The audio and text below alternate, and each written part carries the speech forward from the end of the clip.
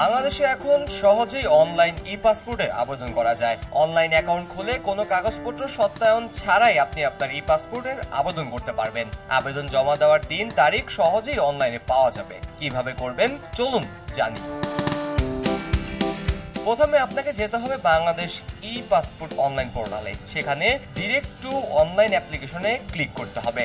এরপর apply online for e-passport রি issue বাটনে ক্লিক করে আবেদন প্রক্রিয়া শুরু হয়ে যাবে। এখন চলুন ই-পাসপোর্ট আবেদন করার প্রক্রিয়ার 5টি ধাপ সম্পর্কে জেনে নেই।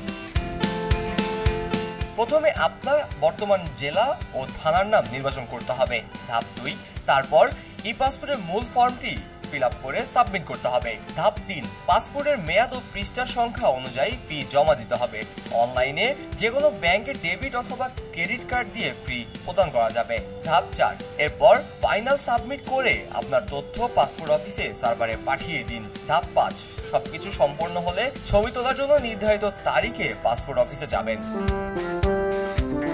এছাড়া আবেদন করার পর আপনাকে পাসপোর্ট অফিসে গিয়ে ছবি ও আঙ্গুলের ছাপ দিতে হবে। তারপর পাসপোর্ট সংগ্রহের জন্য একটি রিসিপ্ট পাবেন। পাসপোর্ট প্রস্তুত হলে মেসেজের মাধ্যমে জানানো হবে এবং আপনি তা সংগ্রহ করতে পারবেন। যা যা লাগবে: প্রাপ্তবয়স্কদের জন্য জাতীয় পরিচয়পত্র বা স্মার্ট কার্ড এবং ছবি।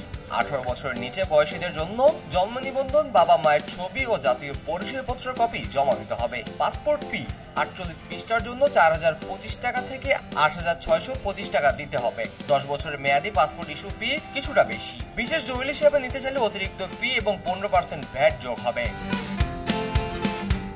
পাসপোর্টের সুবিধা: এটি ব্যবহারকারী ই গেটের মাধ্যমে দ্রুত ভ্রমণের সুবিধা প্রদান করবেন। বিমানবন্দরে ভিসা চেকিং লাইনে দাঁড়ানোর প্রয়োজন হবে না। ইমিগ্রেশন দ্রুত সম্পন্ন হবে এবং আঙুলের ছাপ ও চোখের আইরিশের ছবি যাচাই করা হবে। কোনো গরমিল থাকলে তার সঙ্গে সঙ্গে শনাক্ত হবে। ই পাসপোর্টের আবেদন প্রক্রিয়া সহজ ও দ্রুত, তাই আর দেরি না করে আজই আবেদন করুন এবং ভ্রমণ করুন আধুনিক প্রযুক্তির সুবিধা নিয়ে। কাজী মোহাম্মদ আরাফাত, খবরের কাগজ।